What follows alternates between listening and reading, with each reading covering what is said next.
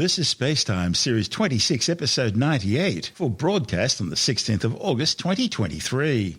Coming up on SpaceTime, Ingenuity cleared for flight following an earlier mishap, more delays for Boeing's Starliner spacecraft, and how NASA uses radio waves to study the gravity of distant worlds. All that and more coming up on SpaceTime.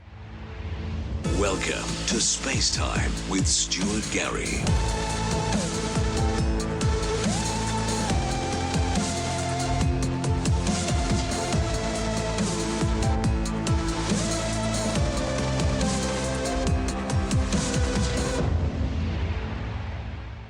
NASA's Ingenuity helicopter has taken to the skies of the Red Planet again following its sudden unscheduled landing last month. The tissue box-sized rotocopter performed a short hop to help mission managers back on Earth better understand why its previous flight was interrupted. The 25-second straight up and straight back down again hop provided data that could help Ingenuity teams determine why its 53rd flight ended so abruptly. Flight 53 had been planned as a 136-second scouting flight dedicated to collecting imagery of the surface ahead for the Perseverance rover's next scouting mission. The complicated flight profile included flying north for 203 metres at an altitude of 5 metres and a speed of 2.5 metres per second. It was then supposed to descend vertically to 2.5 metres, where it would hover and obtain imagery of a rocky outcrop which scientists wanted the Perseverance rover to study in detail. Ingenuity would then climb straight up to 10 metres again, allowing its hazard divert system to initiate before descending vertically for a touchdown. Instead, the helicopter executed the first half of its autonomous journey, flying north at an altitude of 5 metres for 142 metres. But then a flight contingency program was triggered and Ingenuity automatically landed. The total flight time was just 74 seconds.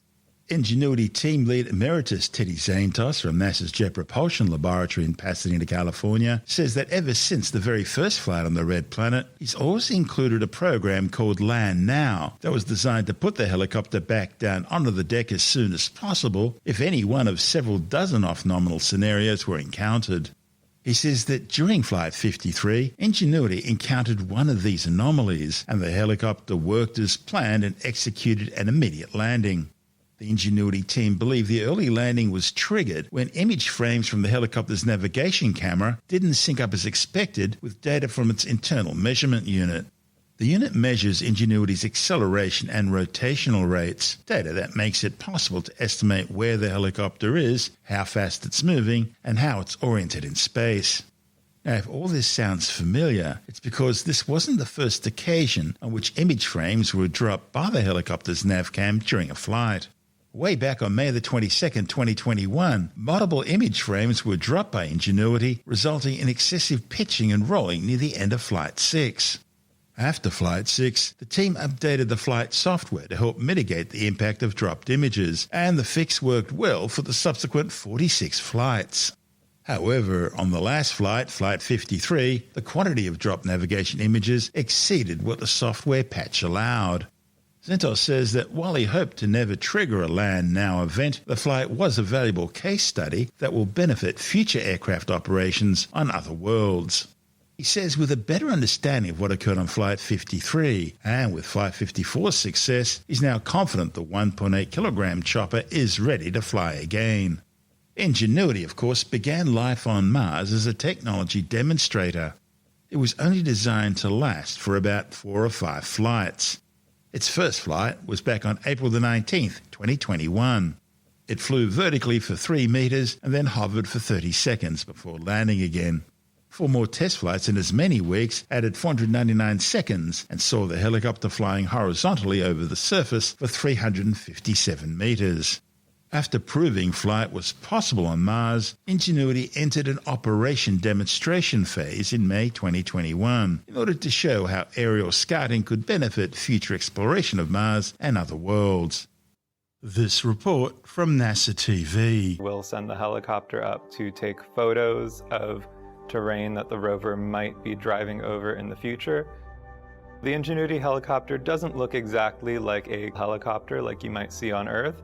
It's sort of the shape of a tissue box with 4 long spindly legs and it has a pair of rotors above the main fuselage that are far wider than the helicopter itself. These two rotors allow it to generate a lot more lift than you would need for an earthbound helicopter, because the air on Mars is so thin and that we need to push really hard to actually be able to get up into the air. There's a lot of work that goes into flying a helicopter on a different planet. We have a system of radio dishes called the Deep Space Network, and we use those to send commands and receive data from the different rovers that we have on Mars, and the Perseverance rover is sort of the parent of the Ingenuity helicopter, and all communications with the helicopter goes through that rover. There's a lot of work that goes into looking at the data coming in from the rover and from the helicopter to assess, is the helicopter healthy? Is it ready to go? Does it have enough power for another flight?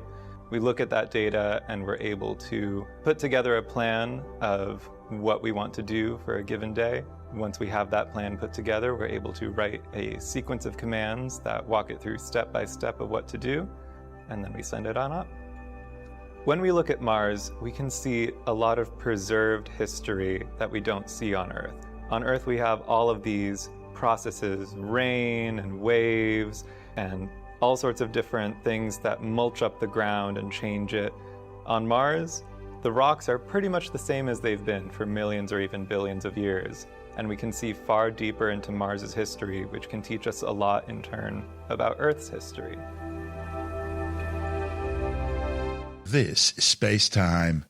Still to come, more delays for Boeing's new Starliner spacecraft, and we study how NASA uses radio waves to determine the gravitational fields of distant worlds. All that and more still to come on SpaceTime.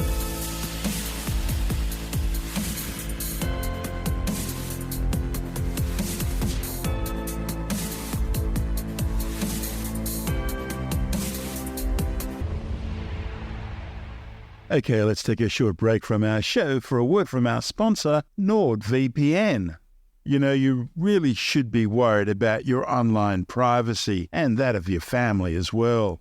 After all, who wants some bad actor prying on your kids while they're online? If you're worried, then so are we. And that's why we recommend NordVPN, an easy-to-use, lightning-fast and secure virtual private network that keeps your data safe and protected from prying eyes. It's the system we use, and we were using it long before they became a sponsor of ours. So we really can recommend it.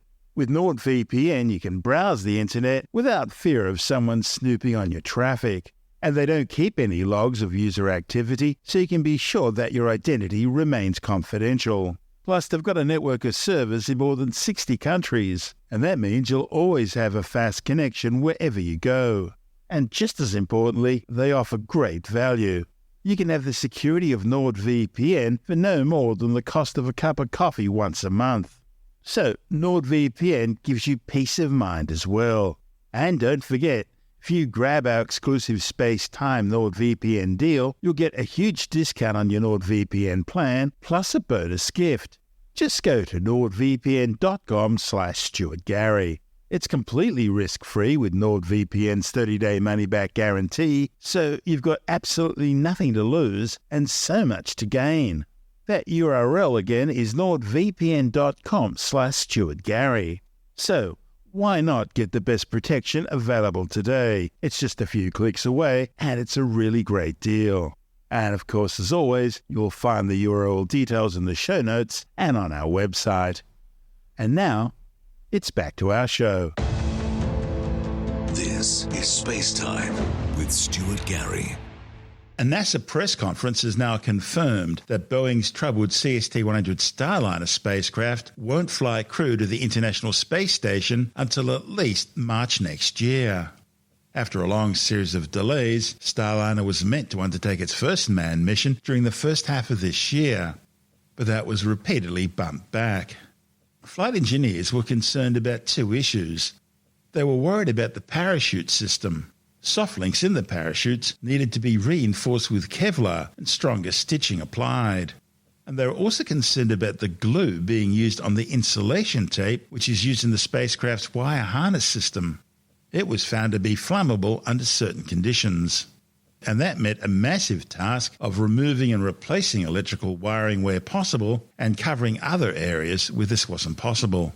Boeing Vice President and Starliner Program Manager Mark Napai says that at the moment, based on current plans, he's anticipating that the spacecraft will be flight ready by March 2024.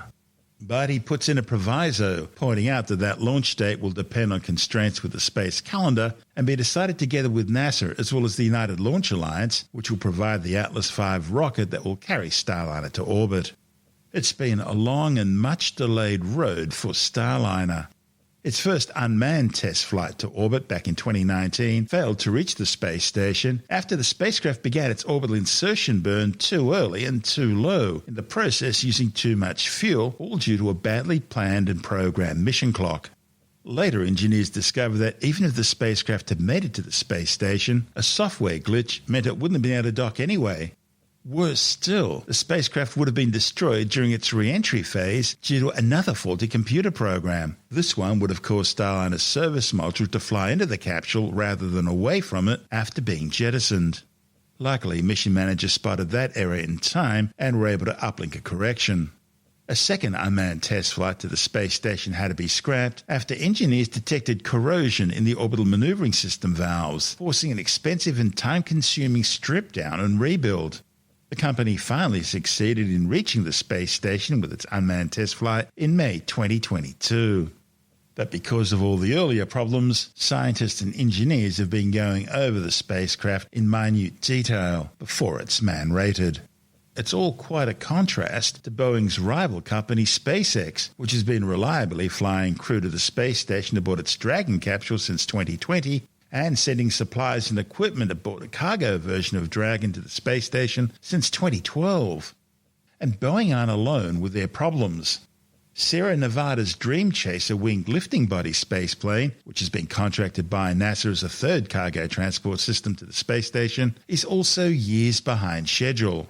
The Dream Chaser design is based on NASA's HL-20 manned spaceplane concept, which in turn is descended from a series of test vehicles, including the X-20 Dinosaur military manned spacecraft, which was designed to be launched into space on a Titan II missile. There are also several Northrop and Martin variants, all based around the same winged lifting body design.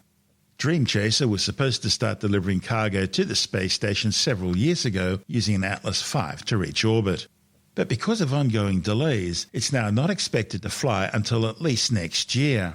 And that'll be after the arrival of the new Vulcan Centaur launch system, which replaces the Atlas V. At this stage, a manned version of Dream Chaser is still planned to fly by 2025.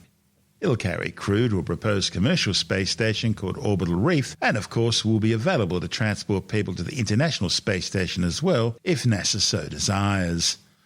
We'll keep you informed. This is SpaceTime.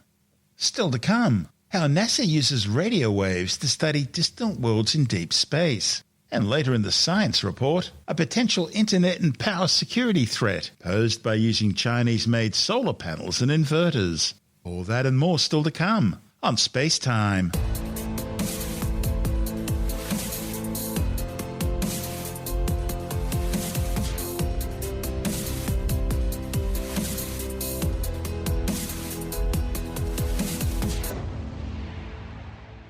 NASA's Deep Space Communications Network is a collection of giant radio antenna dishes used to communicate with spacecraft traveling to the moon and beyond. But it can also help scientists undertake scientific investigations, such as studying a planet or asteroid's gravity and density. You see, when a spacecraft reaches its destination, it uses radio antennas to communicate with the Deep Space Network, which in turn transmits radio signals back to the spacecraft. Every spacecraft travels in a predetermined path, emitting radio signals as it orbits around its target. Scientists and engineers can infer a spacecraft's location and exactly how fast it's going by measuring changes in the spacecraft's radio signal frequency. This is made possible because of the Doppler effect. It's the same phenomenon that causes a siren to change pitch as it travels towards you and away from you. The sound waves are compressed as they come towards you, and they're progressively expanded as it moves away from you. Electromagnetic waves do the same thing. In this case, the Doppler phenomenon is observed as the spacecraft and the Deep Space Network antenna move in relation to each other. The differences between the frequency of radio signals sent by the spacecraft as it orbits and the signals received on Earth give scientists details about the gravitational field of the celestial body that the spacecraft's orbiting. For example, if the gravity is slightly stronger, the spacecraft will accelerate slightly more. And if the gravity is slightly weaker, the spacecraft will accelerate slightly less. The amount of gravity the spacecraft's feeling can be determined by the density of the material it's flying over. By developing a model of a celestial body's gravitational field, which can then be mapped as a gravitational shape, scientists and researchers can deduce new information about its internal structure. The Deep Space Network is developed and managed by NASA's Jet Propulsion Laboratory in Pasadena, California.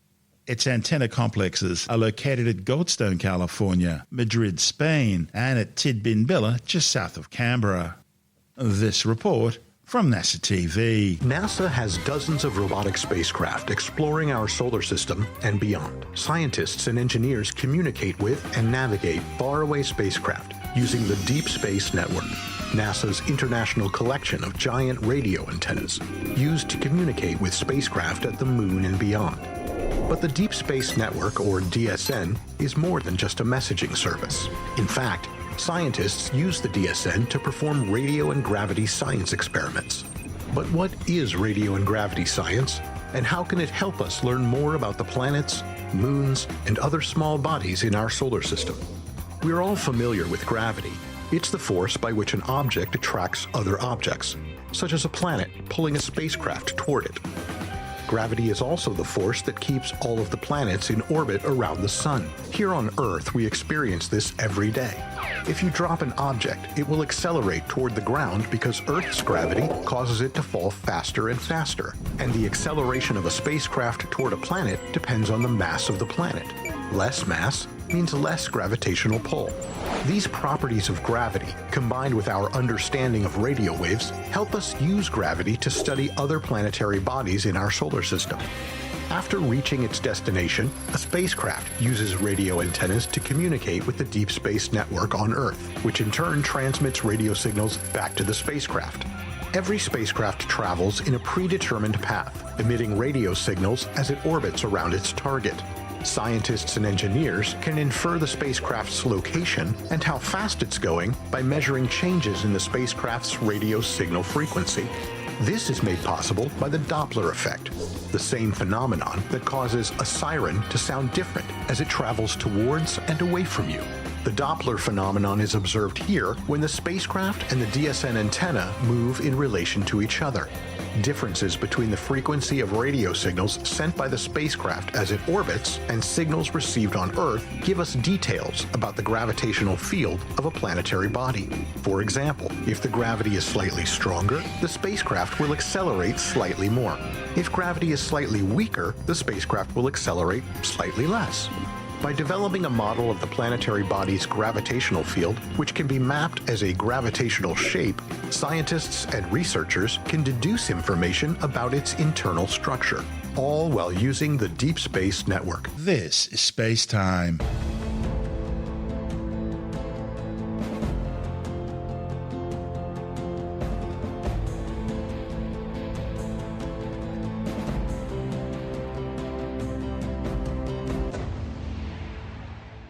And time now to take another brief look at some of the other stories making news in science this week with the Science Report. A new study has confirmed that extreme events from climate change have influenced every realm of Antarctica, including breeding failures for entire penguin colonies, ice shelf collapses, the invasion of non-native plants, and the recent lack of winter sea ice. The findings, reported in the journal Frontiers in Environmental Science, have for the first time brought together a new synthesis of evidence looking at how extreme events have affected the ice continent. The authors conclude that fossil fuel burning will continue to affect the Antarctic environment, and countries which have adopted the Environmental Protocol for the Antarctic Treaty must ask themselves whether their greenhouse gas reduction targets put them on path to enable true protection for Antarctica. The World Meteorological Organization says China remains the world's biggest carbon dioxide polluter, producing almost a third of the total global output, amounting to more than 10.1 million tonnes annually.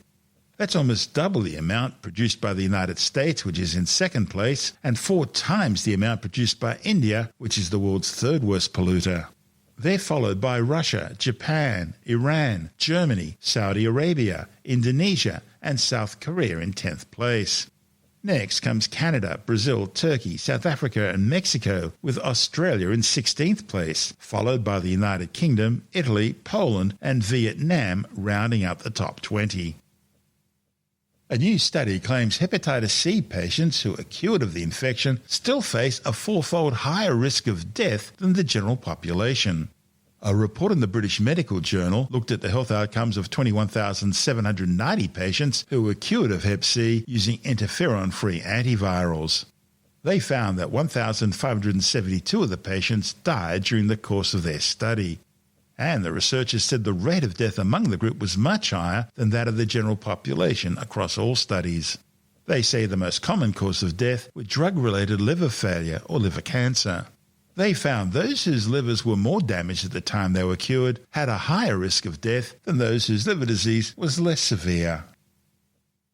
The Australian government has raised concerns over the potential internet security threat being posed by using Chinese-made solar panels and inverters which use Chinese chips to connect to power grids and the internet. In Australia and around the world, Beijing dominates the solar energy market, controlling some 76% of all solar panel sales globally. A review of solar panel systems in Australia found nearly 60% of smart inverters, which connect solar panels to the power grid and the internet in Australia, are also made by Chinese firms. And that means they fall under Beijing's strict national intelligence laws.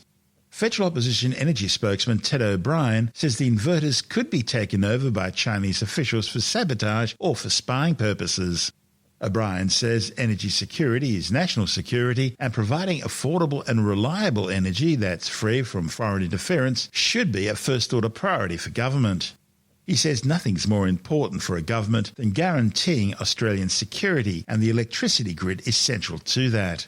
Meanwhile, Opposition Home Affairs spokesperson James Patterson, who oversaw the review, says the number of inverters in the energy grid will continue to grow thanks to the government's renewable energy target of 82% by the end of the decade. Patterson warns the current situation has left the energy grid vulnerable to potential foreign attacks. He says the real danger point will come when these products reach a significant proportion of Australian rooftops, and therefore a significant proportion of the energy grid. He says at that point they could be remotely disrupted by an agency like China's People's Liberation Army State Security Cyber Hacking Unit. The problem is it's virtually impossible to buy Australian, European or American-made solar panels and inverters in Australia, despite Australian research being used in the development of the current technology in the first place. A spokesperson for Home Affairs Minister Claire O'Neill points out that Senator Patterson and the opposition need to explain why they turned a blind eye to the procurement of these solar panels from high-risk vendors for over a decade while they were in government. This week, Alex on Tech looks at Dyson's new noise-cancelling headphones, which come complete with a built-in air purification system. We look at the latest stats on Australian gamers, who are they and what are they playing, Elon Musk's latest moves to get inside your brain, but we begin by looking at the continuing battle to beat the online crooks and scam artists trying to rip you off.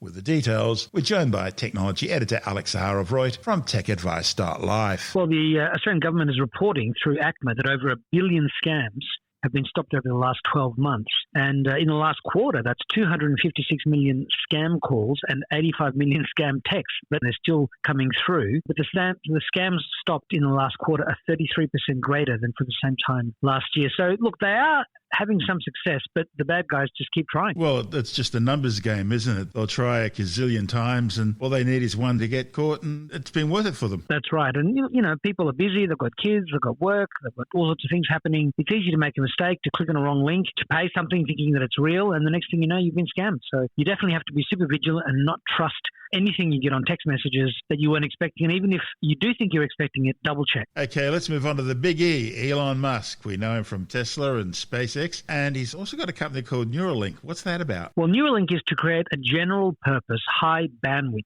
interface to the brain. And it's just raised in the past few days $280 million US. And this comes after the US Food and Drug Administration, the FDA, has greenlit the company's work to implant Neuralinks into human brains. Now, they've already implanted them into pig brains, and there's a video at my website, techadvice.life, on the article about this where you see a monkey playing the game Pong, but he's doing so completely with his brain. He's not controlling a gamepad in his hands or anything like that. Is it actually inserted into the brain, or is it kept on the outside of the skull and it's just picking up and sending signals through the skull and into the soft tissue? Well, in 2020, Neuralink implanted a chip into a pig's brain, and in 2021, another chip was implanted into a monkey's brain. Right, so and again, you can see inside. Yeah. So it's not wireless. Let's put it that way. I'm assuming that means he's solved the problem of corrosion with the chips and the problem of infection as well. Well, look, I think I'd say it's all being tested. I mean, he only just received FDA approval to test this inside of human brains, but yeah, that would have to definitely be one of the things to look out for. You don't want to infect your brain with some sort of bacteria or disease just because you have a chip inside. But this is something that any kind of implant in the human body would have to deal with. Whether it's a chip in your hand, people have implanted RFID chips into their hands, whether it's a pacemaker in your heart. So it's worked okay for Steve Austin, hasn't it?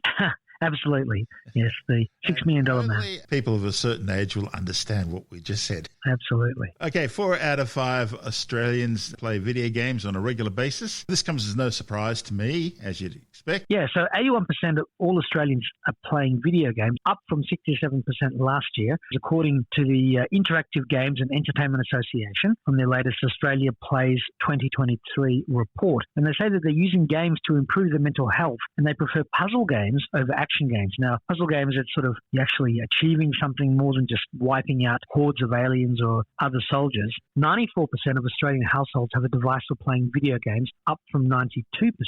76% of game households have 2 or more devices for playing games. 48% of gamers are female. More women and girls are playing than ever before, up from 46%.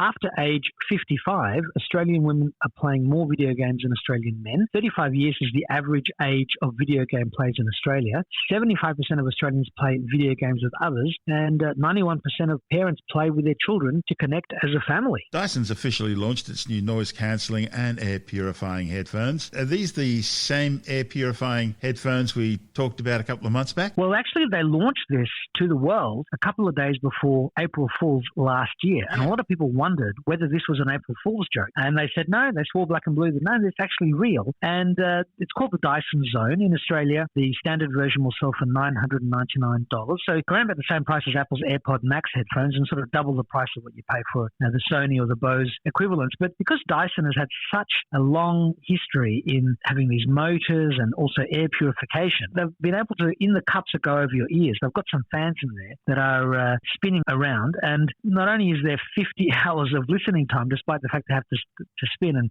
we've got 11 microphones, a number of which are used to reduce noise pollution by up to 38 decibels, but it's also purifying the air with particles removed as small as 0.1 microns, and activated carbon filters absorb gases such as nitrogen dioxide from urban pollution. So when you're walking down the street, a lot of the pollutants from the various cars, in theory, that'll all be filtered out, and you have this visor that you can remove. You don't have to have it. You don't have to have the air purification on if you don't want it. And yet another big story, and what's been a big week for tech news, is the idea of almost weekly updates for beta iOS 7. Yes, look, that's normally around about this time is when Apple starts launching weekly updates, because there's only 4 or 5 weeks to go before the new iPhones will be launched. And of course, iOS 17 has to be ready. So there's a new PB3, Public Beta 3, as we speak, and a Developer Beta 5. And hopefully, this time next week, we should see Developer Beta 6 and Public Beta 4, and which will make a lot of people who are actually using the betas every day on their primary devices very happy. For me, I've just installed it on a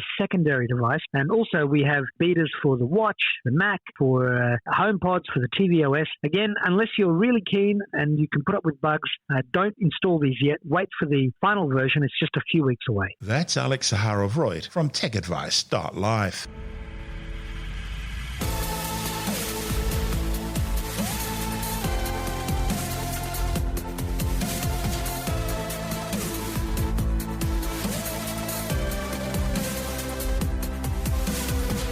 that's the show for now.